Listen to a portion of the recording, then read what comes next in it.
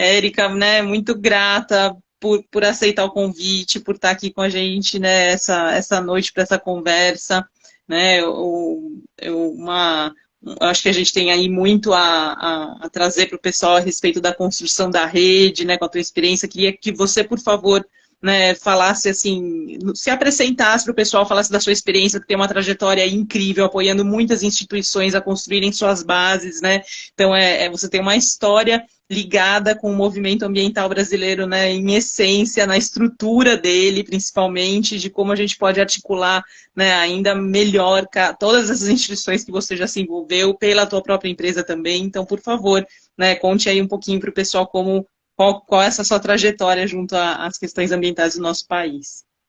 Bom, Juliana, em primeiro lugar, quero agradecer esse convite. Para mim é uma honra estar aqui nesse espaço do Árvores Vivas para falar também de uma coisa assim, pela qual a gente tem muito afeto, sobretudo, né? A gente Sim, está muito envolvida e, assim, muito envolvida de um lugar também afetivo, que é essa rede de saúde e natureza que a gente está lá ajudando a estruturar.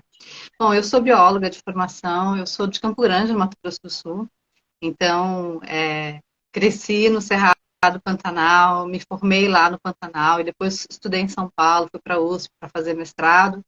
E quando eu terminei, eu falei, cara, eu não quero trabalhar com pesquisa básica, né? Era muito jovem, enfim. E aí comecei, por acaso, a fazer uma consultoria para uma organização não governamental chamada Conservação Internacional lá no Pantanal, uhum, coordenando um projeto de brigadas voluntárias. E aí trabalhei lá para estruturar esse programa Cerrado Pantanal. Depois fui trabalhar na SOS Mata Atlântica, coordenando um programa de RPPN. Depois voltei para coordenar uma área de áreas protegidas.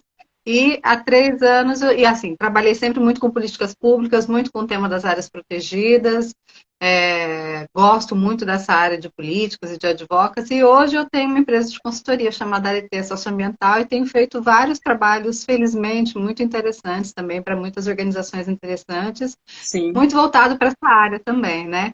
E esse tema da saúde é um tema que, assim, me pegou de um jeito muito interessante quando eu trabalhava na SOS, inclusive, né? Uhum. A gente fazia uma celebração em defesa do Dia da Mata Atlântica e um dia a gente promoveu uma mesa para fazer um debate em relação a isso, né? Entendendo que as áreas protegidas eram um recurso a favor do nosso bem-estar, e aí a gente começou enfim, e aí fizemos esse evento e depois comecei a me conectar com esse tema, procurar estudar até que a gente constituiu essa rede aí. Sim.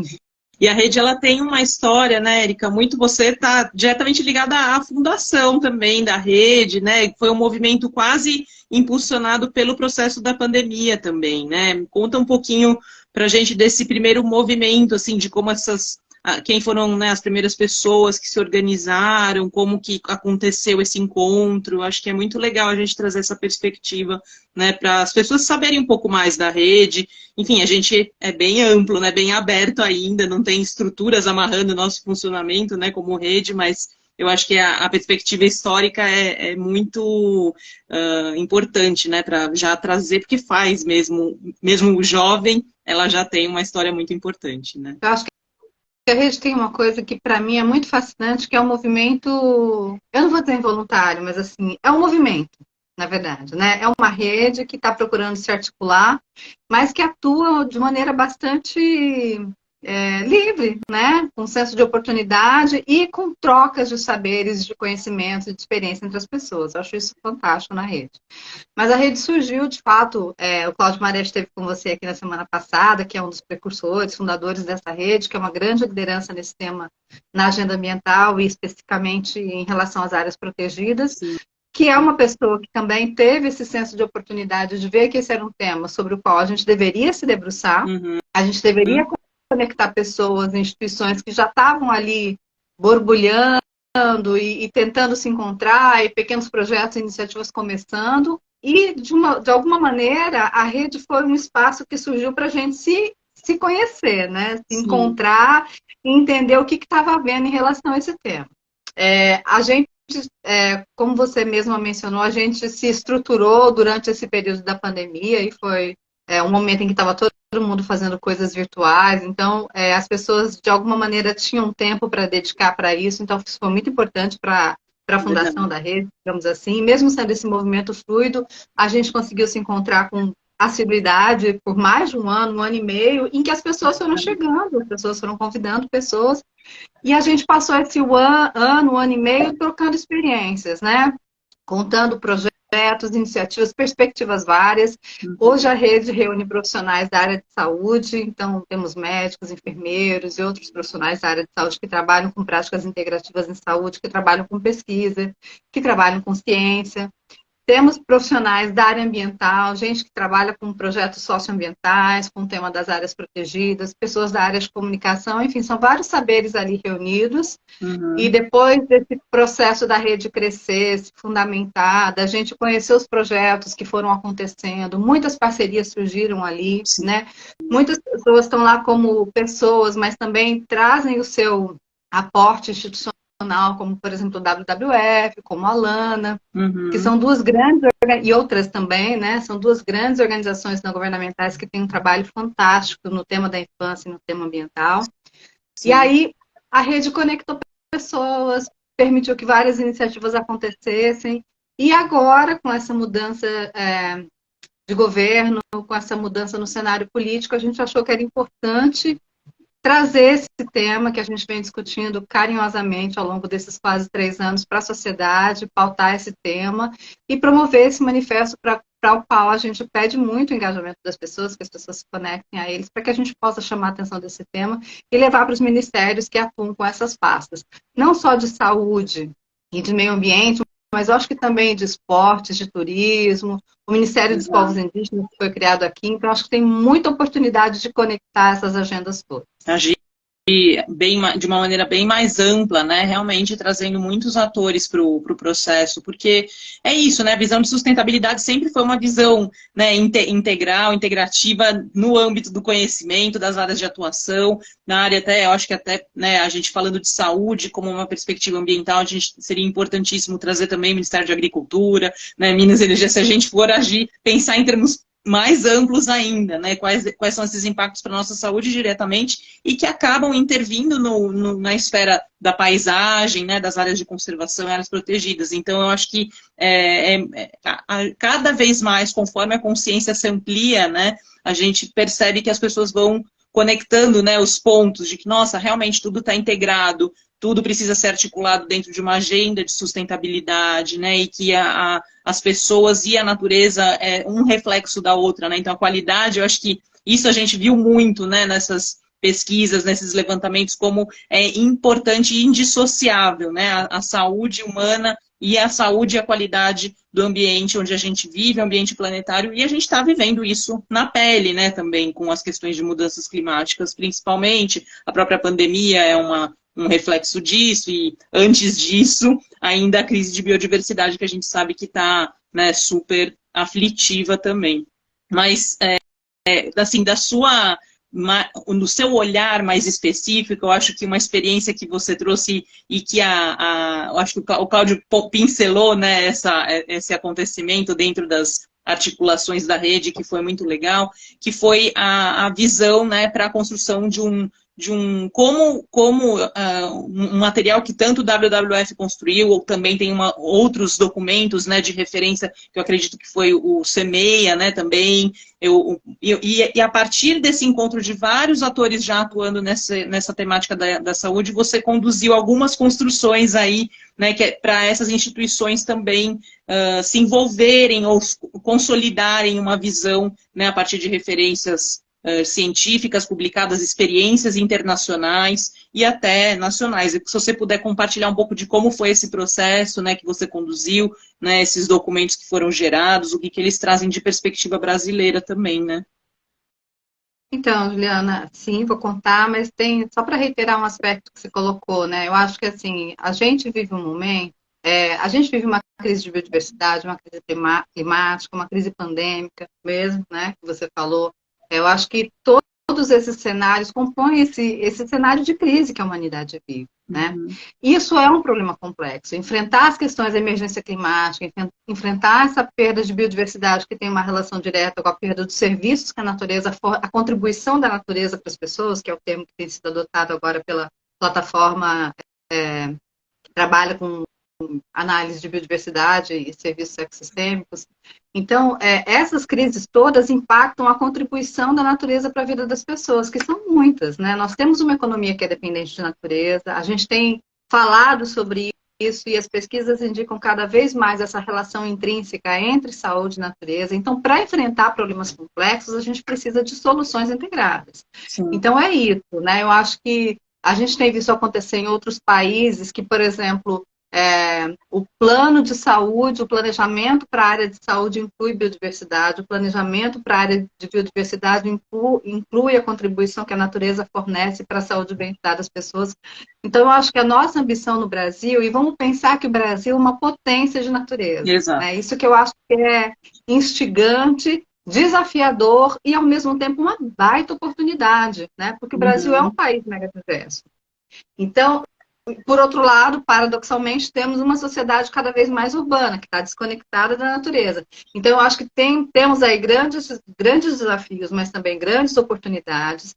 Eu acho que um conceito novo é esse conceito de saúde única, de saúde integral. Então, hoje em dia, a gente sabe que a saúde humana depende da saúde ambiental também. E quanto mais a gente puder vociferar esse tema, falar com as pessoas, falar com as instituições, o objetivo do manifesto é justamente esse, trazer visibilidade, trazer luz para esse assunto. Sim. As soluções estão prontas, acabadas? Não, não estão. A gente tem que construir, tem muita oportunidade de inovação nessa agenda também, mas a gente tem que falar sobre isso, porque é assim que a gente vai conseguir trazer as pessoas para o lado bom da força e construir as soluções que são necessárias. Agora, voltando para a pergunta que você me fez sobre... Não, claro.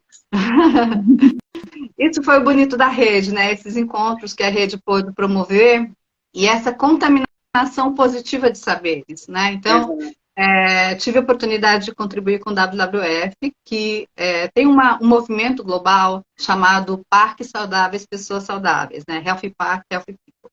É um movimento que começou há mais de 20 anos na Austrália, na Fundação Pax Vitória, na Austrália, que percebeu ali, os gestores perceberam uma oportunidade de incluir os parques como uma solução para os desafios de saúde que o país vinha enfrentando. Então, era um país que estava sofrendo enormemente com obesidade, com doenças mentais, com as chamadas doenças não transmissíveis, que são essas doenças crônicas, que muitas têm relação, inclusive, com esse estilo de vida moderno e urbano que as sociedades globais têm, né?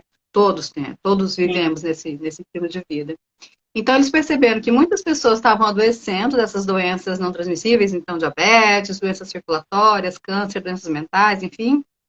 E aquela natureza pujante, aqueles parques ali que deveriam ser colocados a serviço da promoção e da proteção da saúde das pessoas, essa conexão não havia sido feita. Então, eles começaram há 20 anos com esse movimento, que depois foi influenciando outros países.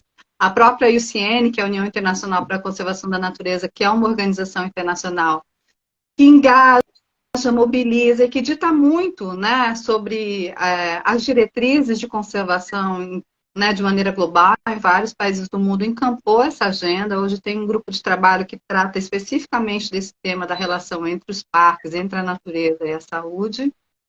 E a gente foi se inspirar, o WWF se inspirou nesse modelo, então a gente foi estudar esse modelo nos vários países do mundo, vários países da Europa, na Finlândia, na Escócia, na Espanha, né? Alguns países na América Latina, assim, na América do Sul, Colômbia, começando, Chile, começando, a gente foi estudar esse movimento e pudemos desenhar uma estratégia brasileira que contou com a contribuição de várias pessoas da rede, então isso foi muito bacana, porque gente da academia, gente da área da saúde, gente da área da infância, gente da área de meio ambiente, todo mundo pensando em quais são as demandas, quais são as oportunidades. O Brasil é um país muito grande, tem muitos Brasis aqui dentro, muitas realidades. E, por outro lado, o Brasil é um dos países que tem uma das maiores redes de áreas protegidas do mundo. Os dados oficiais dão conta de que a gente tem pelo menos quase 2.500 unidades de conservação, que são os nossos parques, reservas. Mas a gente sabe que esse número é subestimado, porque não entra nessa estatística oficial, por exemplo, a maior parte dos parques municipais, né? Os parques urbanos também. Então, é um recurso muito grande. E aí a discussão com o WWF foi isso, assim, pensar em quais são os caminhos para a gente, então, instituir essa estratégia no Brasil. E um trabalho muito bacana, porque a ideia é que foi uma cocriação, né? Então, não era uma estratégia para o WWF, mas que ele tem liderado alguns componentes, mas que as pessoas que ajudaram a construir a estratégia também se sentissem parte dela e também pudessem implementar algumas dessas agendas. Em linhas gerais, a estratégia saiu com algumas diretrizes importantes. Primeiro, a gente precisa trabalhar com capacitação. Então, a gente precisa capacitar os gestores das áreas protegidas para que eles possam reconhecer, pensar nas medidas de gestão que são necessárias para tornar os parques mais acessíveis para a população, para tornar os parques, de fato, um recurso à disposição da sociedade para a promoção da saúde e bem-estar.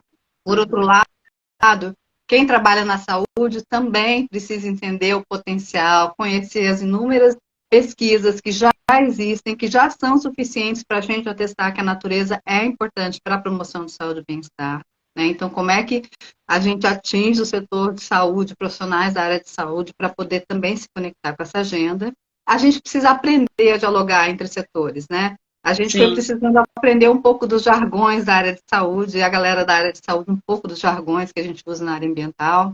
Então, essa troca é muito importante.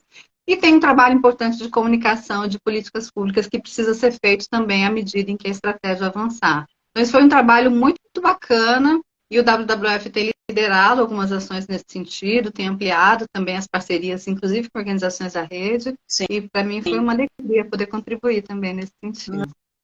Não, foi um trabalho incrível assim, esses encontros de escuta e participação, né, das diferentes perspectivas, né, que podem influenciar e ajudar a construir uma diretriz mais abrangente e inclusiva, né, a partir desses olhares. Isso eu achei que foi realmente assim, o brilho, né, da construção, né, porque é o que traz um pouco, né, pelo menos um parâmetro inicial dessa grande diversidade, desse grande potencial, né? Eu acho que foi feito com muito cuidado, né, com muita atenção em relação a essa abrangência de perspectivas, e tenho certeza que é um documento que é base, né, para tudo aí que a gente vem ainda a construir e precisa, né, como você mesmo disse, encontrar esses caminhos de diálogo intersetorial, né, precisa haver essa disposição, esse tempo, a vontade, né, de compreender, né, esses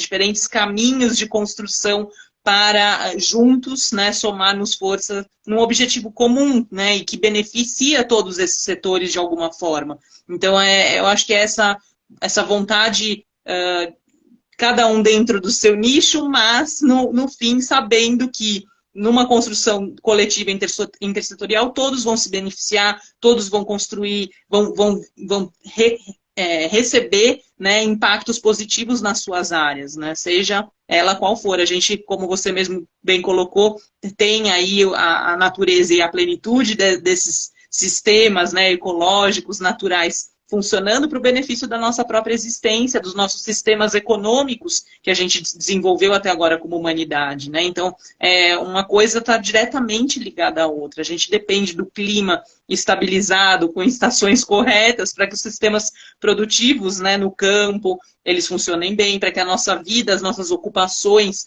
urbanas, e a gente tem visto, né, isso agora foi mais uma, né, de inúmeras tragédias que têm acontecido pelas questões, né, do impacto climático em termos de aumento dos índices de chuva, né, atingindo a população que não está bem localizada, e por aí vai. A gente tem que atuar na política pública justamente para conseguir evitar, né, que chegue no ponto de emergência, porque se a gente ficar vivendo na situação de emergência somente, né, a gente vai só reagindo, e ninguém aguenta ficar nessa situação. A gente tem que ter ação normativa, regulamentada, né, para que a gente faça diferença na ponta antes, né, de forma efetiva e eficaz antes de acontecer tantos desses aspectos. E o uso, né, olhando para a questão de parques, como você coloca, né, o gestor entender o potencial desse parque para a sociedade, né, e os órgãos públicos, as instituições públicas ao redor desse parque,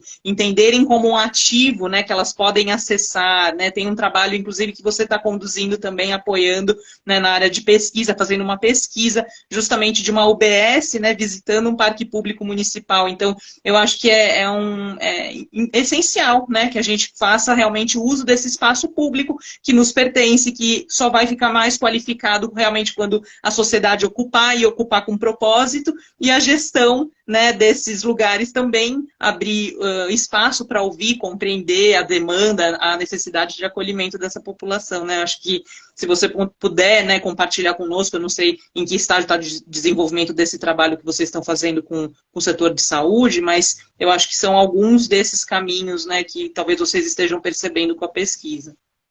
Tem uma dimensão do que você falou que eu acho bem importante reforçar, Juliana. Assim, a minha conexão com esse tema vem desse trabalho com as áreas protegidas. Eu realmente acredito que as áreas protegidas são uma ferramenta importantíssima, não só para conservar a biodiversidade, para fornecer serviços ambientais. Vamos lembrar que alguns estudos falam que pelo menos 1/3 da água que é consumida no mundo nasce dentro de uma unidade de conservação, de uma área protegida. Então, se a gente não proteger essas nascentes, a gente, né, como humanidade, a gente está comprometido, né? Num país que, por exemplo, como o Brasil, que é bastante dependente do agronegócio, né, para equilibrar a sua balança comercial, por exemplo, é uma atividade que é muito dependente de água e por aí vai, né? Mas acho que tem uma dimensão dessa discussão que é muito importante, que é o fato de que a gente é uma potência de natureza, a gente tem uma das maiores redes de áreas protegidas do mundo e, no entanto, temos uma sociedade cada vez mais urbana, crescendo desconectada dessa experiência na natureza e que, por mais que todos os dias, se a gente ligar a televisão, se a gente olhar as redes sociais ou os veículos de comunicação, a gente vai ver alguma notícia falando dessa tragédia, catástrofe, desses desafios ambientais que a gente vive. E por que a gente não sensibiliza as pessoas, né?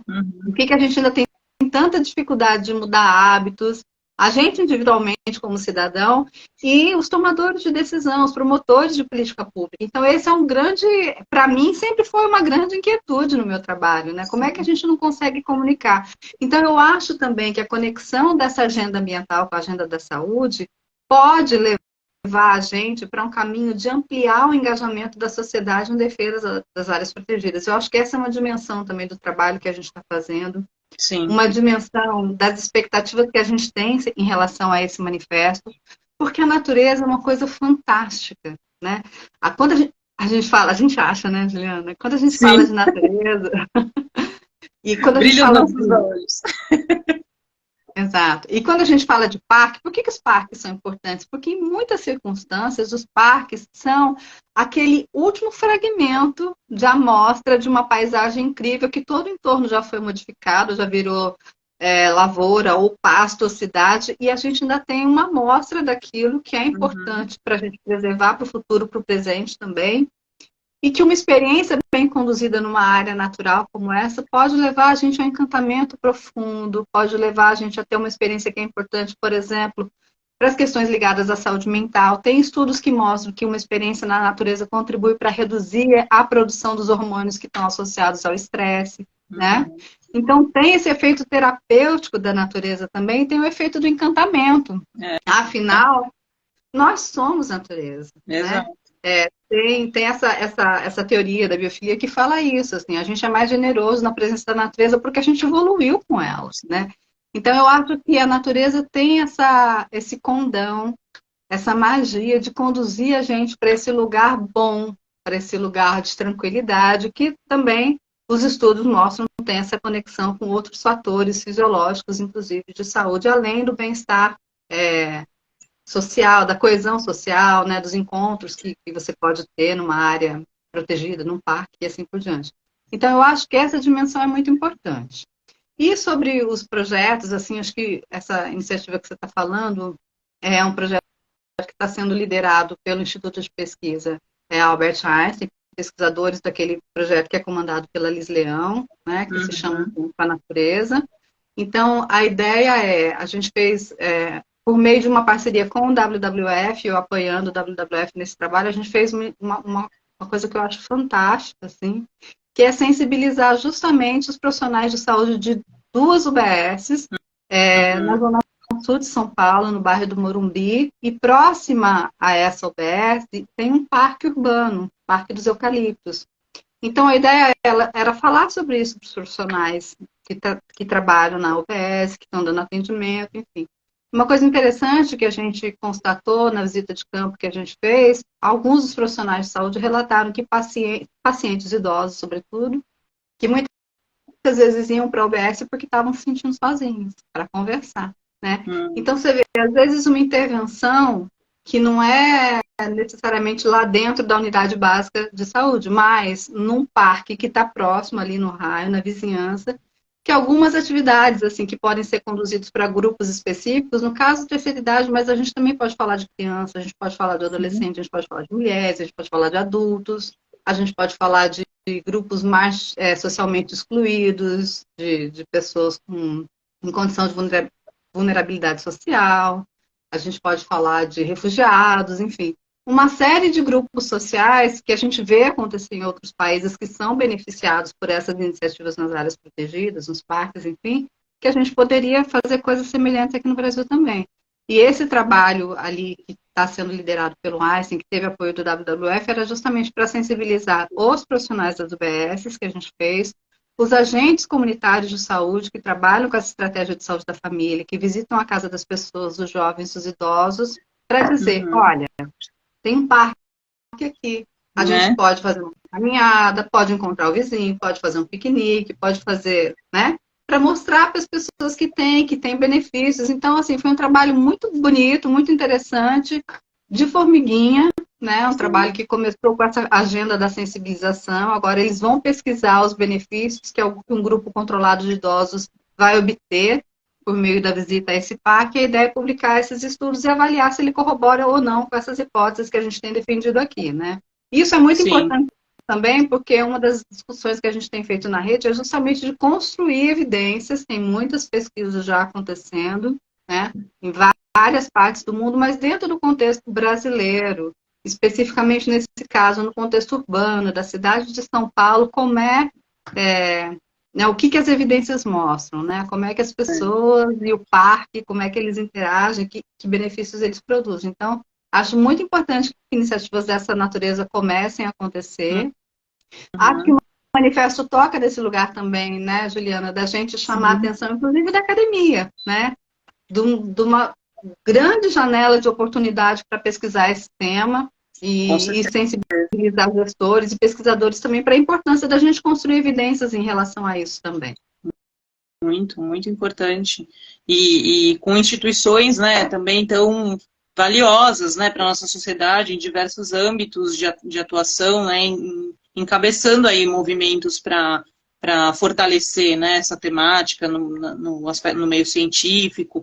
Eu acho que existem, óbvio, questões, né, pesquisas a gente sabe, a USP, né, já desenvolveu inúmeras pesquisas relevantes aos impactos da poluição, né, então, assim, em termos de qualidade ambiental promovida pela degradação, né, do ambiente urbano, a gente sabe que já tem muitos dados assim brasileiros, mas é dessa relação, desse senso de conexão, né, desse senso de pertencimento e uso, né, acessível de um território mais qualificado em termos ambientais, né, no centro urbano. E isso realmente é um dado muito escasso, né, aqui no Brasil. Eu acho que tem aí uma avenida, como eu já escutei uma professora, né, com quem eu trabalhei mesmo aqui no HC, ela fala, tem uma abertura aí de uma avenida para passar 1 milhão de trabalhos aí, né, uma infinidade de temáticas, de linhas de conexão, pesquisa, hipóteses, né, que a gente pode investigar para trazer, né, maior credibilidade desses impactos, maior resultados que estimulem, né, os gestores públicos a destinar recursos, né, para práticas que possam fazer a integração desses ambientes no âmbito, né, municipal, local, né, mais estadual e federal também. Então a gente realmente precisa, e a participação da sociedade, né, são muitas iniciativas.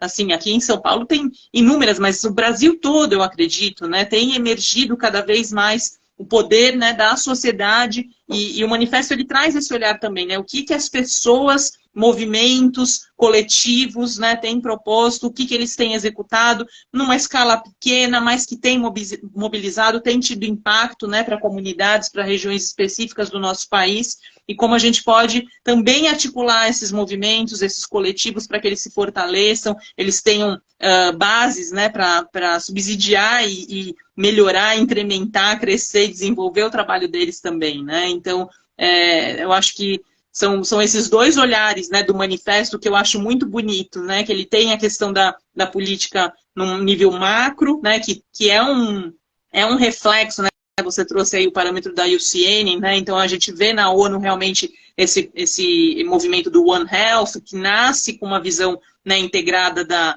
em relação aos aspectos, né, pandêmicos mesmo, como a relação animal, mas enfim, na transmissão de doenças, né, num primeiro movimento, com uma visão um pouco da linha da veterinária, né, enfim, da zoonose, mas a gente trazendo, não se reduz a isso, né, esse One Health, esse conceito ele vai se ampliando, ele vai se tornando política, né, integrativa dentro da OMS, né, vem sendo um grupo de especialistas, né, dentro das mais diversas organizações dentro da ONU, com cada uma com a sua área de atuação diferente, para constituir esse centro, né, de orientação para a saúde da sociedade, dos ambientes onde essa sociedade vive.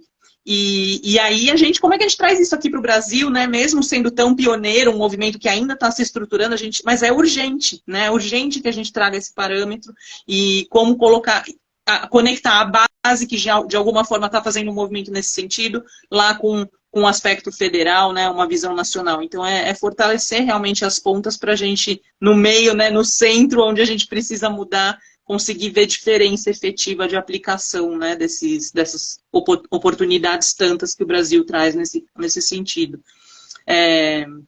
Assim, pessoal, queria só deixar assim claro para todo mundo que está aqui nos assistindo, que, por favor, se tiverem qualquer pergunta, né, usem aqui a caixinha de perguntas, né, façam comentários, tragam, né, experiências que vocês têm também nessa área.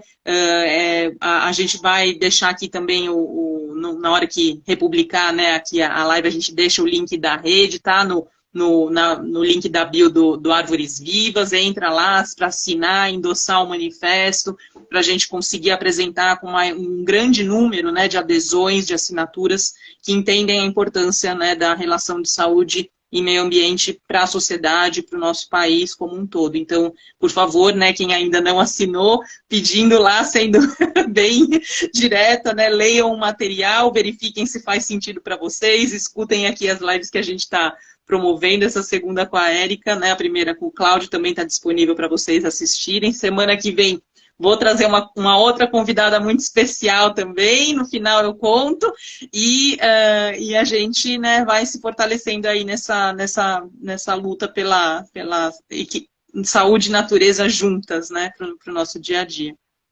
Acho que, Érica, não sei como que, né, por favor, traga mais informações assim da sua prática, que eu sei que são, né, não precisa se prender a minha fala, né. Não, só para dizer que meu perfil está aberto também, e aí eu fiz um post sobre isso, tem um link também, é muito importante a adesão, assim como a Rede Saúde e Natureza é uma rede de pessoas, muitas pessoas que também estão em instituições, mas são pessoas que estão ali mobilizadas, engajadas, construindo e aprendendo mais sobre esse assunto, como você falou, além de fazer esse pedido mesmo para que as pessoas que estão aqui, que vão ver essa live, estão vendo agora e vão ver depois, conheçam o manifesto e se engajem, troquem também conosco, né, as experiências, às vezes a experiência na natureza, as pessoas têm histórias para contar também, né, e isso interessa muito para a gente. Mas eu queria voltar num ponto que você colocou, Juliana, que eu acho muito importante, que é esse caminho a ser pavimentado mesmo, né. Eu acho que isso também é uma coisa, para mim, fabulosa, assim, que esse tema, que essa agenda da integração entre saúde e natureza tem, que é as inúmeras oportunidades associadas a isso, né? Então, assim, a gente está falando de oportunidades econômicas que, por exemplo, né, o Brasil, o Instituto Chico Mendes de Conservação da Biodiversidade, que é a autarquia federal responsável pela gestão dos nossos parques e reservas federais, tem um estudo que fala que para cada real investido em uma unidade de conservação, R$ 15 retornam para a sociedade. Porque as pessoas que vão visitá-las abastecem o carro, elas pegam um ônibus, elas pagam impostos, elas se hospedam, elas comem, elas contratam guias. Então, movimenta uma economia, né, que é importante e é fundamental a gente visibilizar, dar visibilidade para esses números, né? Para ver que essa agenda de conservação não é desimportante, né? Conservar a natureza não é uma agenda menor do que a agenda de infraestrutura, por exemplo. E passou da hora da gente, como sociedade, reconhecer isso, né? E quando a gente traz a agenda de saúde junto da agenda ambiental, eu acho que ganha importância também, porque o tema da saúde é um tema que sensibiliza muita gente, né? E, por exemplo, quando eu estava fazendo esse trabalho para o WWF que a gente mencionou, a gente foi estudar os modelos de parques saudáveis, pessoas saudáveis dos outros países, e por sinal é muito interessante, porque lá é exatamente isso, né? Construir programas de visitação de uso público nesses parques e trazer as pessoas para terem, por exemplo, além das atividades tradicionais que a gente sabe que acontece, educação ambiental, pesquisa científica, de biodiversidade, etc., visitação com outras finalidades, inclusive para a promoção de saúde e bem-estar. E aí a gente foi estudar esses modelos e a gente entrevistou alguns gestores, e a gente teve a oportunidade de conversar com o Tony Varco, que trabalha na Fundação Parques Vitória, que foi um dos precursores desse movimento Parques Saudáveis, Pessoas Saudáveis. E aí ele trouxe um dado que eu achei muito interessante, que eu pincei lá das anotações que eu fiz dessa entrevista para trazer aqui, que ele falou que uma estimativa bem preliminar e, portanto, conservadora, que eles tinham feito lá na região de Vitória, na Austrália, estimava que colocar as pessoas nos parques fazia com que anualmente a região de Vitória economizasse cerca de 250 milhões de dólares no sistema de saúde. Então, o que significa isso, né? E tem um outro estudo que foi publicado na Nature também, pesquisadores da Universidade de Deakin, na Austrália também, que está acompanhando esse movimento, que está estudando essa estratégia Parques Saudáveis, Pessoas Saudáveis. Eles fizeram uma estimativa também de trilhões de dólares anuais que o conjunto das áreas protegidas oferecia em termos de contrapartida de saúde para a sociedade, né? Então, assim, se as pessoas estiverem cuidando da sua saúde, tanto na prevenção, que é muito importante, numa experiência nos parques, por exemplo, isso pode evitar que as pessoas adoeçam e evitar que as pessoas usem o sistema de saúde. Sim. Então, isso é muito importante, né? E aí, conhecer esses números, conhecer os impactos econômicos dessa agenda também é fundamental. E aí, quando a gente fala da pesquisa, a gente também está falando de construção de evidências, do desenvolvimento de metodologias, de análises, que são importantes para a gente melhorar o nosso argumento, fortalecer o nosso argumento, e isso é fundamental para uma ação que a gente acredita que é de médio e longo prazo, mas que é fundamental, que é a construção de políticas públicas, né? Então, construir políticas públicas baseadas em evidência. Então, pesquisa é fundamental nesse sentido para a gente conseguir dimensionar melhor esse efeito, a gente conseguir atribuir o valor devido para essa agenda, para essa importância, e a gente poder criar argumentos, que é o que a gente começou a fazer com o manifesto, porque, de novo, a gente acredita que tem informação relevante e suficiente para a gente sensibilizar os tomadores de decisão e promover essa integração entre as duas agendas agora. Sim. Então, acho que essa é uma dimensão importante, né? A produção do conhecimento, então, formar muita gente, e, de novo, inovação, né? Muita inovação, arranjos, parcerias, tecnologia que podem ser desenvolvidas a partir dessa agenda, e eu acho que é fundamental a gente olhar para isso também, inclusive como uma oportunidade, né? Claro.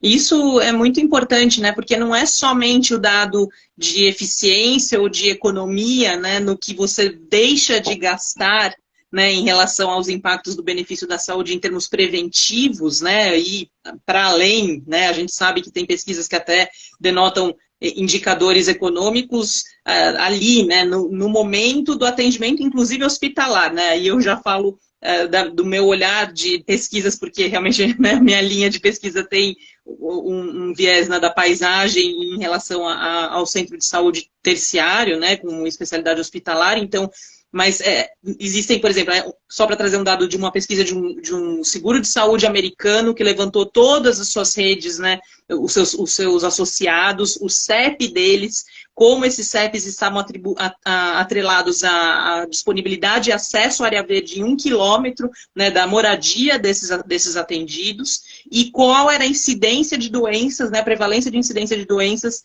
para 24 doenças eles mapearam. E 15 eles conseguiram comprovar correlação com a disponibilidade de áreas verdes na proximidade da moradia.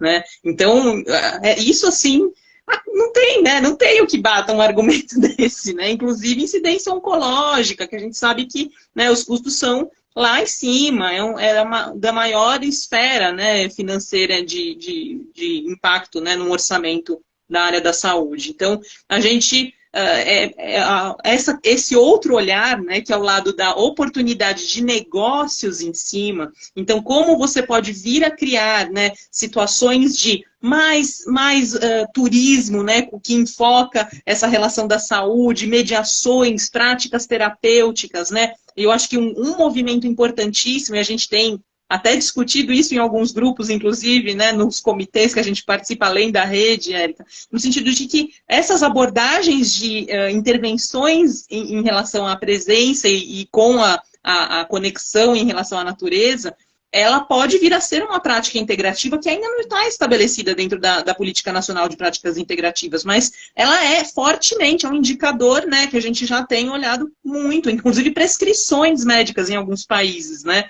e até no Brasil, até querendo, né, trazer um pouco desse modelo, no sentido de que você precisa sim, né, de 1 horinha de caminhada no parque diariamente para diminuir sua ansiedade, melhorar a qualidade da sua respiração, de colocar num movimento de cognitivo, né, e de qualidade no dia a dia para enfrentar os seus desafios diários, né, com mais tranquilidade, menos estresse. Então, a gente sabe que faz diferença, os dados corroboram esses impactos. Então, o nível de oportunidades, né, tecnológicas, como você fala também, né, como é que a gente pode ter aí, enfim, leitores, né? Não quero nem entrar eu não vou agora criar aqui negócios nessa oportunidade, mas seria uma maluquice da minha parte. Mas eu acho que é isso, assim, quem são essas empresas novas que vão emergir até? A gente não tem esses negócios prontos, eles não estão ditos ainda, mas é esse campo todo, quando a gente fala dessa pavimentação, é isso, tem todo um caminho a ser construído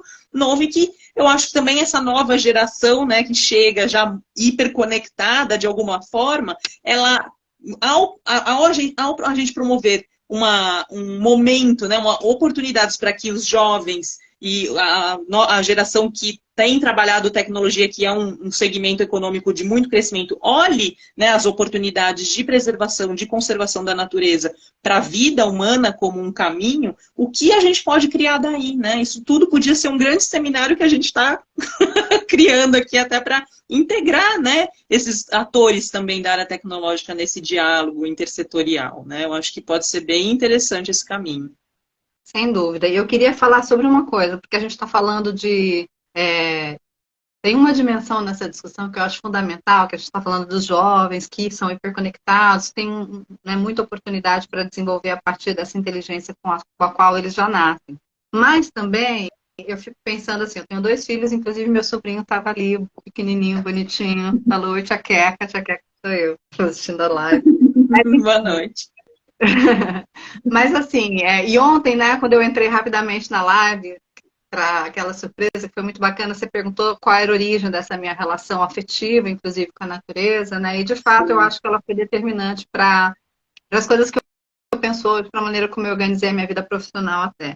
E quando eu tive os meus filhos, eu pensava muito nessa minha experiência de natureza na infância, que passava desde essa liberdade de brincar na rua, de subir numa árvore, que as crianças hoje em dia não sobem mais, de ter crescido numa casa de quintal, numa cidade em que era possível brincar na rua, em que era possível brincar na praça, que era possível acampar com os meus pais, tomar banho de rio. Tomar banho de rio é um negócio que eu considero um privilégio gigante hoje, né?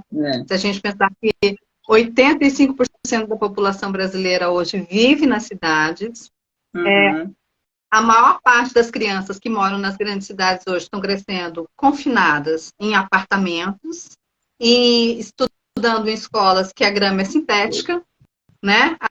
As crianças, vou falar de uma seara que você entende, depois você pega daí também, que eu sei que você trabalha bastante com esse tema.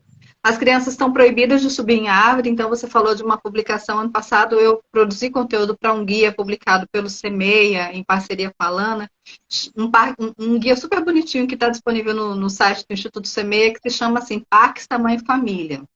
E a ideia era discutir quais são as oportunidades de aperfeiçoar a gestão dos parques também, com um olhar para a infância, que é um público para o qual a gente não olha.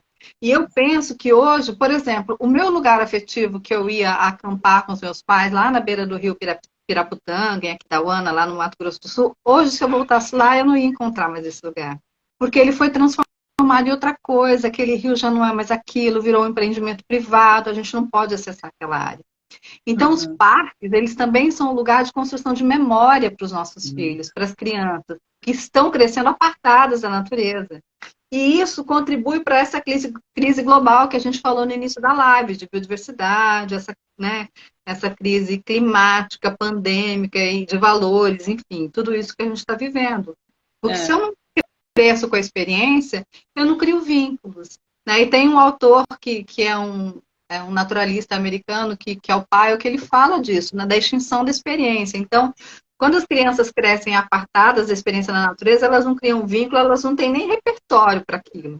Então, elas vão crescer com medo, elas vão crescer sem referência, aquilo não é importante para elas. Então, eu tinha uma preocupação muito grande de construir essas referências de natureza para os meus filhos. Meus filhos hoje o Theo tem quase 14 anos e a Nina tem 10, eles estão grandes. Quando eu ia para a pracinha com meus filhos, eu percebi os impactos da falta de contato com o ambiente natural que eu via nas outras crianças, né? As crianças não sabiam, não pisavam no chão, então elas não conseguem pisar direito, elas têm fobia das coisas. Isso parece uma bobagem, etc., mas isso compromete o desenvolvimento, né? Muito. Tanto que durante a pandemia, a Sociedade Brasileira de Pediatria, que por sinal aderiu ao nosso manifesto, que deixa a gente muito honrada, aderiu e endossou esse manifesto. A Saiu Sociedade esses dias, né? Até no site deles, a publicação divulgando, né, a adesão. Exatamente, que é fantástico, porque eles estão disparando isso para todos os pediatras que fazem parte da rede, né? Da rede deles. Mas a Sociedade Brasileira de Pediatria falou da importância, durante a pandemia, de oferecer, inclusive, uma visita no parque para as crianças, que era um lugar aberto, arejado, seguro do ponto de vista da pandemia, e que as crianças pudessem desfrutar dessa experiência. Então, essa crise de crianças, por exemplo, míopes, né? Isso tudo tem vínculo com a falta de olhar para o horizonte que a natureza oferece e de ficar muito aqui concentrado na tela. E para o desenvolvimento, as evidências mostram para o desenvolvimento intelectual, cognitivo, essa experiência ela é fundamental. Então, assim, se a gente pensar, como eu falei, todos os grupos sociais podem se beneficiar, dos idosos até as crianças, e para as crianças é ainda mais urgente, né, Juliana? Porque, assim, a gente tem essa memória para acessar. A gente tem esse lugar de natureza na nossa infância para voltar. Inclusive, é um lugar que produz para mim uma sensação assim de resiliência, né? E quem não tem? E quem está crescendo sem isso? Isso é urgente. Quem é que vai estar aqui defendendo a agenda ambiental? Quem é que vai estar aqui combatendo essa emergência climática daqui a 20 anos se as pessoas estão crescendo apartadas dessa experiência?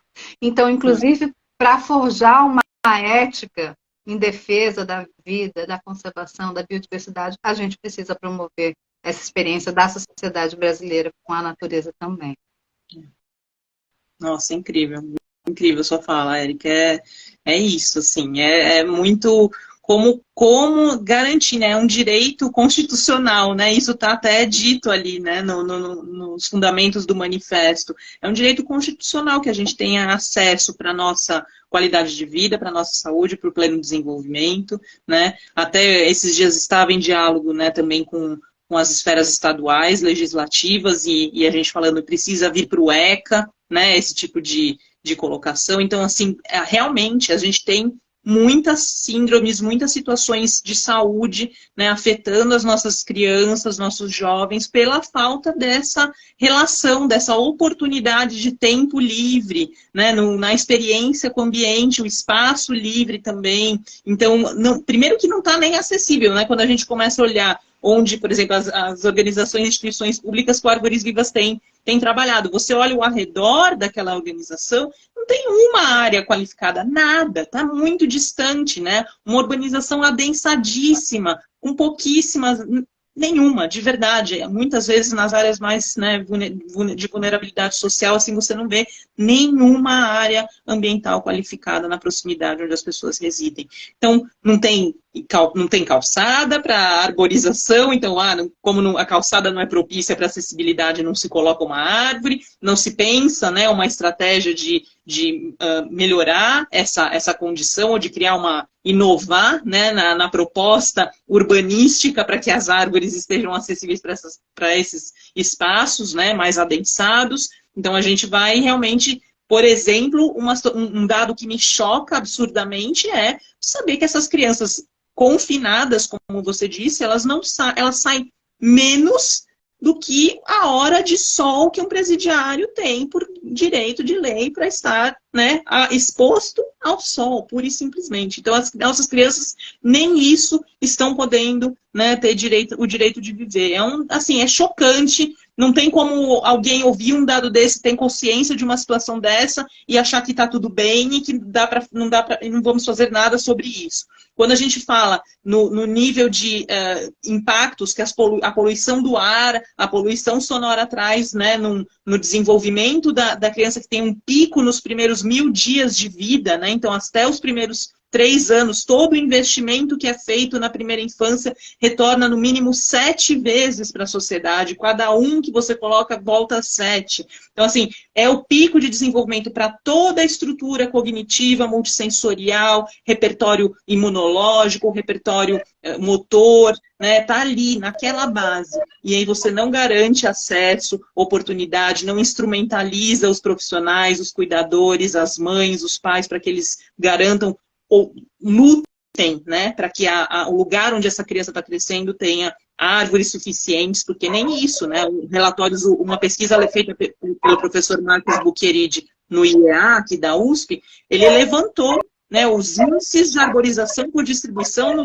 nas regiões das subprefeituras de São Paulo, nenhuma atinge o índice mínimo, né, então uma das maiores cidades do mundo, maior cidade do Brasil, né, não tem em nenhum das suas subprefeituras o mínimo de área verde necessário por habitante, né? Que seria um índice de 3 árvores, 12 metros quadrados, mais ou menos, de área verde por habitante. Nenhuma área atinge. Então, são dados assustadores. Você fala, vou ter um filho nesse centro urbano, que está totalmente contaminado, né, pelo ar, pela água, pelo som. Como é que o meu filho cresce num espaço desse? E segundo, vai crescer onde? Fechado num quarto, que eu não consigo ter uma pracinha, um parque, uma área verde qualificada, uma rua arborizada, né, que você não consiga escutar uma ave. Olha, é assustador mesmo. É uma luta que, para mim, virou minha missão de vida, né? Assim, eu imagino que de todos nós que estamos na rede, a gente não pode não se mobilizar, né, em torno dessa causa de garantir isso que você está colocando, né? A vida, a oportunidade para essas infâncias, para essas crianças, para os jovens que a gente já sabe que estão extremamente impactados e por isso, né, estão apartados e escolhendo o mundo digital, porque eles realmente já não têm esse repertório, né, de experiência desde a primeira infância, e aí a tendência é só piorar, mas a gente pode mudar isso e tem que mudar junto e precisa de muita gente para conseguir, né, fazer essa mudança e garantir esses direitos para as nossas crianças, enfim, que são o futuro da nossa humanidade, né? E que a gente precisa ter empatia mínima, né? Somos nós, né? Nós, como natureza, quando a gente fala somos nós natureza, não é somente somos nós como sociedade, como humanidade. Eu sou você, você sou eu, né? E esse respeito, essa empatia, essa compaixão, ela precisa emergir.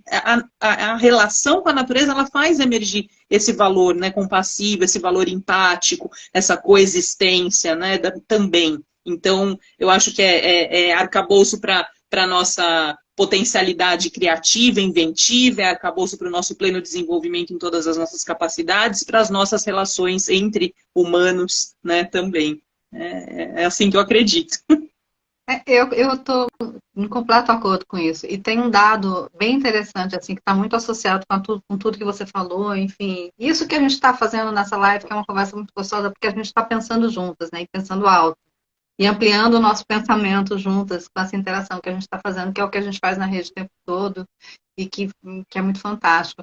Mas as desigualdades em saúde estão muito ligadas às desigualdades de acesso às áreas naturais, né? Então, isso é exatamente sobre isso que a gente está falando. Se a gente pegar os bairros mais periféricos, sobretudo, eu moro aqui perto de Salvador, uma cidade que cresceu quase sem nenhum planejamento. Então, assim, você vai para os bairros mais periféricos, mas não só, não tem área verde, né? Então, essa deve ser uma premissa do planejamento urbano. Tem que lembrar que árvore, gente, é uma tecnologia, né? A árvore é uma tecnologia perfeita que a natureza fez, que fornece sombra, que atenua o calor, que retira poluentes atmosféricos do ar, por isso que as pessoas que vivem próximas a parques ou a áreas arborizadas tendem a ter, segundo algumas pesquisas mostram, menos problemas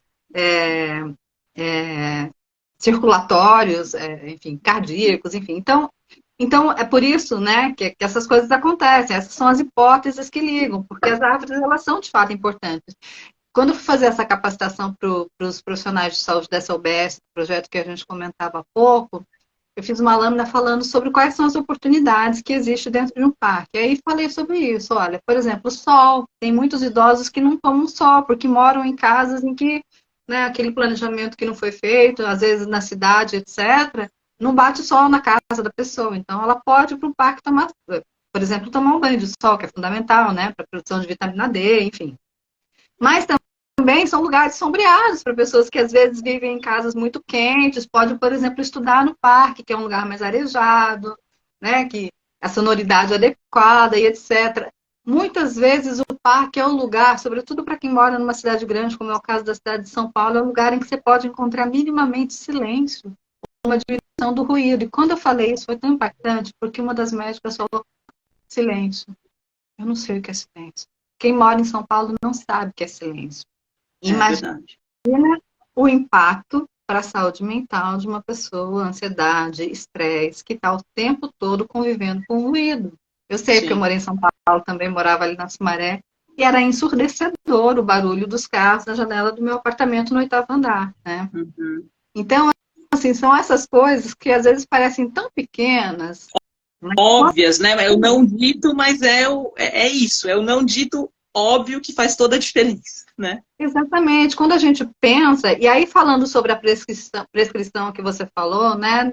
Estudei alguns modelos, assim, nos Estados Unidos tem um hub de troca de informações. Olha, o programa está maduro a um ponto, né? Que eles transformaram isso num hub de troca de informações e lá o sistema de parques oferece entradas gratuitas para profissionais de saúde que recomendam que os seus pacientes frequentem áreas abertas, áreas naturais. Então, é esse chamado para as pessoas estarem ao ar livre, né? A gente fica o tempo todo entre 4 paredes. A defesa do Instituto Alana, que trabalha muito com a infância, é isso, é vida ao ar livre, é vida lá fora, né? É brincar lá fora, é caminhar lá fora, é celebrar lá fora. Então, por exemplo, ao invés de um buffet, por que não celebrar o aniversário num parque, né? Eu fiz isso com os meus filhos algumas vezes.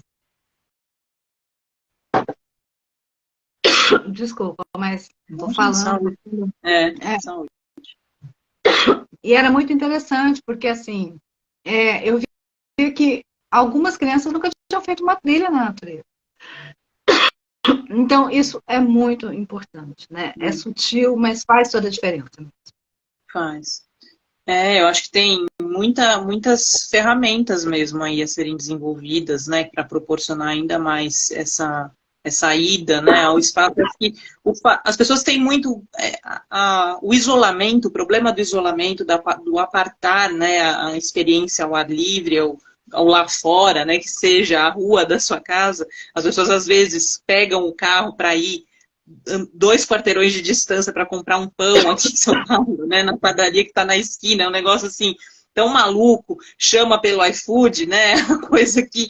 Então, a facilidade, a otimização do tempo, né, para a questão da produtividade, até que ponto, né, isso tudo... realmente a gente está priorizando o quê, né, quando a gente faz essas escolhas. Então, acho que entra tudo tanto no automático que a gente esquece que, na verdade, uma pequena caminhada de alguns 2, 3 quarteirões vai restabelecer a nossa capacidade, né, criativa, vai nos colocar numa posição mais mais inovadora para o que a gente está ali fazendo com tanta concentração ao longo do dia, vai restaurar o nosso humor, o nosso sentimento, né, a nossa emoção que às vezes fica, né, prejudicada por tantas relações virtuais que hoje, né, pós-pandemia a gente tem nutrido aí até, enfim, por alguns lados muito importante, porque permitem encontros e falas, né? Eu acho que de qualquer lugar do Brasil como esse, né? Então, a gente não pode demonizar, né? Tem uma situação do positivo da rede, que é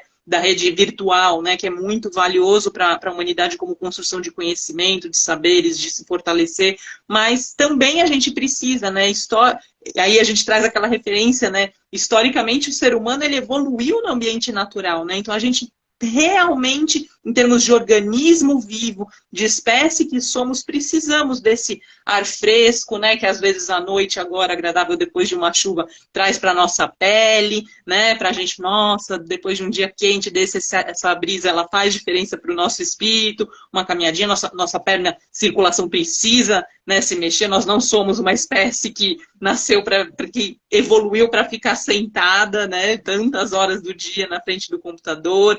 Então, um trabalho num jardim, numa horta, num vaso em casa, na varanda, no espacinho verde que tem ali no seu condomínio lá embaixo. Por que não, né, pensar, poxa, na minha rua não tem uma árvore, por que eu não posso, então, escolher, me informar qual que é a melhor espécie que cabe aqui, ver se tem uma situação da cidade, né, onde eu posso adotar uma muda, trazer, se eu posso também comprar e, de repente, plantar e cuidar. Eu acho que esse senso, o estar lá fora, ele vai gerar esse pertencimento, ele vai gerar essa mudança crítica, ele vai tirar, né, e descortinar esses medos que muitas vezes são criados por uma visão, um ponto de vista irreal, né? Não é real que é tudo tão perigoso lá fora, né? E, na verdade, se nós não estamos lá fora em comunidade, é óbvio que vai ficar perigoso, porque a gente não se encontra. Mas se as pessoas estão caminhando, apreciando, contemplando, se maravilhando com o tempo, com o clima, com o momento, né? Com as pessoas que estão, né, ali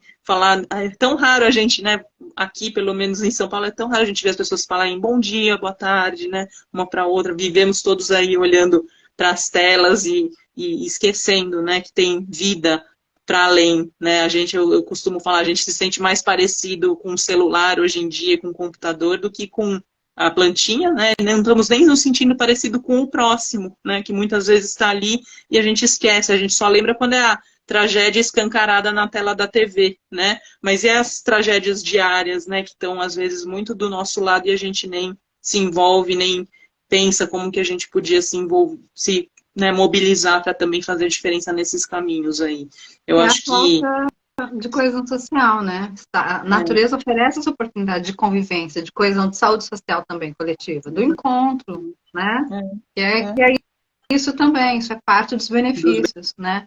Agora, enquanto você falava sobre isso, que delícia que é você sair, respirar e etc. Individualmente, isso é incrível. Imagina isso levando para o coletivo, né?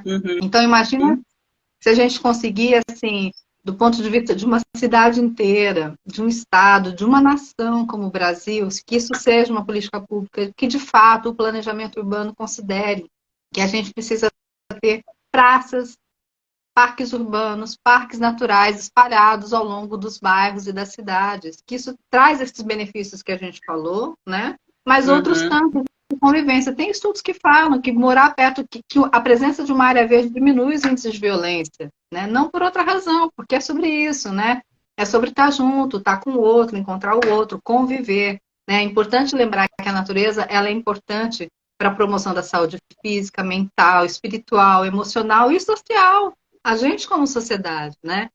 Exato. Tem uma frase que eu gosto muito, que a gente até usou no seminário que a gente fez, né? A gente conduziu da pesquisa de conservação colaborativa que Maria te apresentou aqui na semana passada. É uma frase que vem desse movimento Parques Saudáveis, Pessoas Saudáveis na Austrália, que fala que os parques são uma solução baseada na natureza para a promoção de saúde e bem-estar. Então, é fundamental que a gente tenha isso em mente. É uma solução e é baseada na natureza. E não há como a gente pensar na saúde pública, na saúde coletiva, se a gente não pensar na saúde ambiental. E, nesse sentido, as áreas protegidas são um recurso, uma ferramenta que estão à disposição da sociedade elas já são importantíssimas para a conservação da biodiversidade, para conservar paisagens, para conservar ecossistemas. E agora a gente quer incluir mais uma dimensão em defesa dessas áreas, que elas também contribuem para a nossa saúde física, mental, espiritual, emocional e social e coletiva. Então é importante que a gente tenha isso em mente. E o manifesto vem para enaltecer esse valor que as áreas protegidas oferecem também, e para que as pessoas que moram nos bairros, elas possam, por exemplo, ter essa área que você está falando, né? Exato. Ocupar a rua, ocupar um parque, não ser sempre esse lugar do perigo, porque enquanto a gente tiver medo da rua, enquanto a gente tiver medo do parque, o parque vai virar prédio, né? O parque vai virar, enfim, vai virar outra coisa. Lembrando que, especificamente, a gente está falando aí, tanto aqui da Bahia, Salvador, São Paulo, a gente está falando de área de Mata Atlântica. E uma das maiores ameaças hoje aos pouquíssimos fragmentos, 7, 8, 10% de Mata Atlântica que sobrou, é justamente o avanço da urbanização. Então, as áreas de floresta estão sendo convertidas em cidade, né? Esse é um desafio que a gente tem como sociedade, né? A sociedade está crescendo e a gente está recrutando essas áreas de floresta para virar cidade, mas é muito importante que a gente faça essa reflexão. É esse modelo de desenvolvimento que a gente quer? É essa aposta que a gente quer fazer?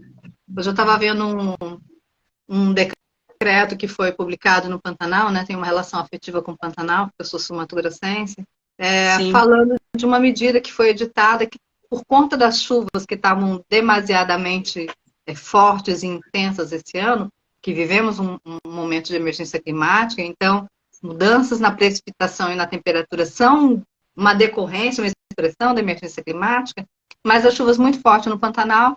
Então, o governo do estado queria autorizar a construção de valas para drenar mais rapidamente a água e não prejudicar o agronegócio. Agora, o Pantanal é uma planície.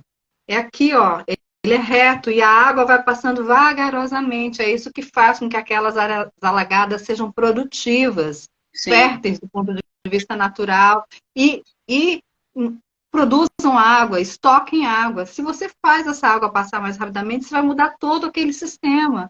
E vai prejudicar, inclusive, o agronegócio que seria beneficiado de maneira imediata agora. Então, falta uma visão de futuro, de longo prazo, né? E falta uma consulta de especialistas, né? Uma interlocução, porque isso é sabido, né? Com os especialistas em geografia, os de ecologia, sistêmico, que entendem dessas correlações, e não se consulta, né? Não se coloca em perspectiva trazer, né, diversos olhares, saberes, para se construir algo que seja realmente, né, embasado, que não seja um furo no olho, né, porque é isso, está indo contra si mesmo, né, uma legislação que vai só prejudicar, não vai ajudar em nada. Né? Eu acho que é isso, eu acho que conservar a natureza é essa visão de futuro generosa, né, essa ação generosa para a gente que está aqui, porque a gente precisa disso, né, mas também para os nossos descendentes, né, para quem virá, e também para as outras espécies, né? Acho que tem um valor ético muito bonito aí, né? Da gente conservar e garantir. Como você falou, o direito à natureza é um direito constitucional, né? O direito à saúde também é um direito constitucional, então esse é o nosso desejo, a nossa inspiração, poder mudar mesmo essas agendas e, quem sabe, começar a falar mais sobre isso, começar a construir mais pontes em relação a isso, começar a construir mais soluções para, quem sabe, no futuro a gente poder contar que como essa história começou e contar, né, os desdobramentos e as soluções bonitas que a gente acredita, tem trabalhado para isso e acredita que vai construir no futuro, sem dúvida alguma.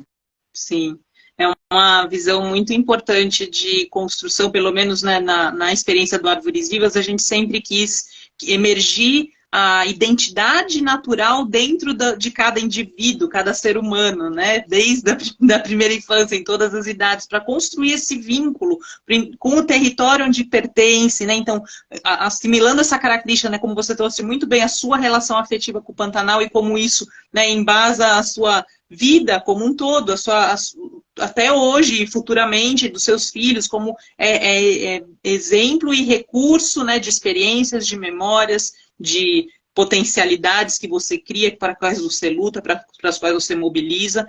E imagine só se toda a nossa população, né, viver esse vínculo, viver essa identidade de entender quão maravilhoso é o nosso país, né, em suas paisagens, em cada morfologia dos nossos biomas, dentro desses biomas as suas únicas fisionomias, ecossistemas, espécies, né, interações ecológicas que ali acontecem, e isso pulsar na vida do brasileiro, né, com a grande identidade, como a gente aprende, né, ouvindo os nossos irmãos, pais, mães, mestres indígenas, né, que são os grandiosos portadores do nosso saber como humanidade, né, e que a gente tem renegado há tanto tempo, e agora, como você mesmo falou no começo desse nosso encontro, né, um ministério finalmente, né, representando os povos indígenas, e, né, antes tarde do que nunca, mais muito, a gente sabe que muito tarde, né, mas, enfim, que está aí, e que, né, que venha, que agregue, que nos traga esse saber, que nos permita, né, acessar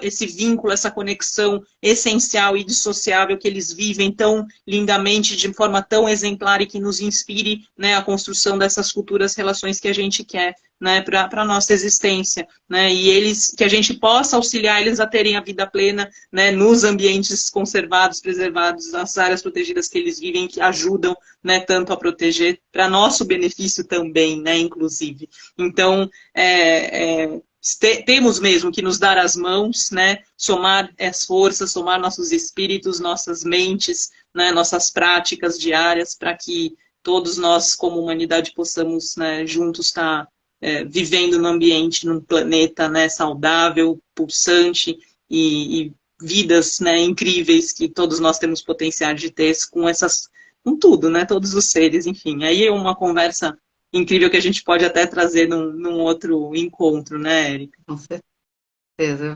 Juliana. Me lembrou isso que você falou. Bom, o manifesto fala sobre isso também, né? De valorizar e reconhecer o saber e a importância dos povos originários, dos povos e comunidades tradicionais que vivem na, com a e dependentes da natureza. Então, é preciso reconhecer isso também. E esses povos que têm um vínculo tão profundo, a gente foi apartado, né? Porque a gente vem crescendo na cidade e dissociados da natureza. Mas eu me lembro daquele livro que o Ailton Krenak publicou, que ele fala Ideias para Adiar o Fim do Mundo, né? Ele fala que para o povo Krenak, de onde ele vem, ali naquela região de Minas, justamente onde aconteceu aquela tragédia de Mariana, uma das maiores tragédias ambientais que o Brasil já presenciou, ele fala que para o povo Krenak, a montanha não é a montanha, é um parente. O rio é um parente. Então, como é que eu vou poder admitir furar uma montanha em busca de minério ou diluir esgoto num rio que é parte da família, né? Então, eu acho que a gente tem muito que aprender mesmo, né? Com essa relação íntima, profunda, espiritual, respeitosa que esses povos têm com a natureza. É importante que a gente reconheça, valorize e possa honrar mesmo esse saber, outros tantos que a gente também sabe que existem, né? De quem tem esse vínculo profundo, de quem vive de perto, com a, independente da natureza. Então, isso é muito importante, mesmo para a gente, enfim, isso é fundamental e é algo também que a gente fala no nosso manifesto, né? Então, muito importante que as pessoas possam conhecer, acessar, aderir, porque isso vai dar argumentos para a gente chegar com mais peso, de maneira mais robusta, né, para os tomadores de decisão, para o Ministério da Saúde, Ministério do Meio Ambiente, outros tantos para os quais a gente possa entregar esse manifesto, possam ver que é uma demanda da sociedade, então que a gente precisa aperfeiçoar as nossas práticas em relação a isso, existem muitas oportunidades, investir dinheiro na conservação da natureza significa, como a gente tem aprendido da experiência de outros países, diminuir os investimentos em saúde em alguma medida. A gente precisa entender em que medida, por isso que a ciência é importante, por isso que a produção de conhecimento, de pesquisa associada a essa área é fundamental no Brasil. Então, a gente está vendo linhas de pesquisa despontarem, institutos de pesquisa trabalharem com isso, a gente conhece vários, felizmente. É uma agenda emergente, né? E o que a gente deseja com esse manifesto é reforçar isso cada vez mais, é fazer essa agenda crescer ainda cada vez mais, e é fazer as pessoas. Eu acho que essa live é fundamental, aqui as pessoas que seguem Árvores Vivas, as pessoas também que, né, que a gente que Segue conhecem o também. meu trabalho, que também estão aqui, que é uma alegria, né? Estar aqui compartilhando um pouco do que a gente pensa, faz com essas pessoas. É muito importante que outras pessoas, né, que nós, como cidadãos brasileiros, que a gente se engaje nessa causa. É uma questão de cidadania. Construir essa ética ambiental é um grande desafio que a gente tem. Assegurar que a gente tenha cada vez mais brasileiros que reconheçam o valor que o Brasil tem, né? O valor de viver numa potência de natureza, num país mega diverso, que tem índices de biodiversidade altíssimos, que tem paisagens incríveis, que tem parques maravilhosos, né? Que as pessoas Ninguém possam precisa conhecer. sair do Brasil, né, para viver experiências maravilhosas, inesquecíveis e memoráveis, né? E lembrando que esses parques eles estão sofrendo diariamente no Congresso Nacional ameaças muito contundentes vindas de parlamentares que querem diminuir essas áreas, descriar, mudar a categoria para uma categoria menos, enfim, né, de um grau de proteção menor. Então, inclusive por isso, esse apoio social é fundamental e aí a gente conta muito com o apoio, com o engajamento dessas pessoas. E assim, se puder, eu sei que a gente vai fechar daqui a pouco, porque eu acho que tem o tempo da live, né? Se eu puder deixar uma mensagem de carinho para as pessoas que estão acompanhando aqui a gente na live, vá viver uma experiência gostosa na natureza, assim, né? Então, para mim também é um desafio, eu preciso me organizar. Hoje, por exemplo, eu acordei cedo, fui caminhar na praia, eu volto outra, porque eu moro, felizmente, perto do mar, é um presente isso. Mas eu Sim. preciso me organizar para dizer, não, eu vou lá, eu vou respirar, eu vou meditar, eu vou caminhar, eu vou ouvir o barulho do mar, eu vou tomar aquele sol, né? Porque é isso, né? E aí eu tenho uma relação de vínculo com aquele lugar, então é fundamental. Então, a mensagem é essa: desfrutem dessa natureza encantadora que a gente tem, desfrute dos nossos parques e reservas. Nem todo mundo vai conhecer o Parque Nacional de Fernando de Noronha, que é um lugar distante, remoto, caro, mas aquele parque que está ali, perto da sua casa, no entorno da sua casa, pode fazer uma revolução bonita na sua vida, né? Exato. E depende muito do seu engajamento para continuar existindo e para continuar conservando. Então, nós somos mais generosos assim na presença da natureza e a gente precisa aprender com ela e defendê-la. Muito. Nossa, agradeço. Lindas palavras, Érica. Uma mensagem incrível para a gente deixar aqui para todos que nos acompanharam e que vão assistir, né, essa live posteriormente. Assim, relembrando uma coisa que eu queria, né, relembrar das instituições que estão apoiando, você falou na Sociedade, né, Brasileira de Pediatria, a Fiocruz também, né, já é uma sociedade, uma instituição que endossou, né, o nosso manifesto como rede. E... O CAPCIM também, que é o Consórcio Acadêmico Brasileiro de Saúde Integrativa, que tem uma representação, né, bastante importante, inclusive América Latina e internacional, com práticas integrativas, né, levando a pauta da natureza em todas as suas ações, da saúde e natureza em todas as suas ações. E a gente queria, assim, trazer um panorama de preencher, né, esse formulário. Às vezes ele do endosso ele vai ser um pouquinho extenso, uma micropaciência que a gente pede de vocês, para que a gente tenha, né, as informações um pouco mais ali de quem são essas pessoas que estão aderindo a essa temática, né, como é que a gente pode trazer depois, posteriormente, em breve, vocês a participarem, né, ainda mais da rede, se tornarem parte. Então é um movimento que realmente é muito ainda pequeno, mas com que cada um de vocês, né, ela se torna maior, se expande e que a gente possa, né, com esses dados ali da sua instituição, da sua pessoa, a gente consiga também, logo mais, estar todos juntos construindo aí ainda mais iniciativas, mais práticas, mais ações, pesquisas e, enfim, construções para esse propósito maior. Vou deixar aqui, eu queria agradecer demais, né, Érica, sua disponibilidade, todo o seu conhecimento, né? É sempre um grande aprendizado, né? Te ouvir, saber das suas construções, das suas pesquisas, do seu trabalho. A gente aprende muito mesmo com você, muita generosidade da sua parte mesmo, tanto a tua dedicação nessas práticas e por estar aqui especialmente, né, compartilhando com a gente com coisas tão de ponta, inovadoras, né, e que estão acontecendo aí dentro da linha de saúde e natureza dentro do nosso país e que você faz parte disso e trouxe aqui para a gente hoje. Obrigada mesmo por estar conosco. Eu que agradeço o convite, para mim foi uma honra de estar aqui nesse espaço de Árvores Vivas. Eu sei que vocês também têm um trabalho incrível, o seu trabalho pessoal com isso também, Juliana. Então, agradeço por isso, por essa troca. Eu acho que Acho que sempre quando a gente... Eu gosto muito dessa ideia de pensar em voz alta, né? Foi um pouco do que a gente pôde fazer nessa conversa, foi um pouco do que eu vi acontecer na sua conversa com o Marete na semana passada e que eu acho que vai acontecer na semana que vem, que você vai anunciar daqui a pouco, quem é que vai estar aqui na próxima conversa, mas é um pouco isso, é a gente se escutar, como a gente tem feito na rede, a gente colaborar, aprender juntas e a gente trazer mais pessoas para essa história que ela é fundamental. Ela depende muito do apoio social. As nossas áreas protegidas agradecem.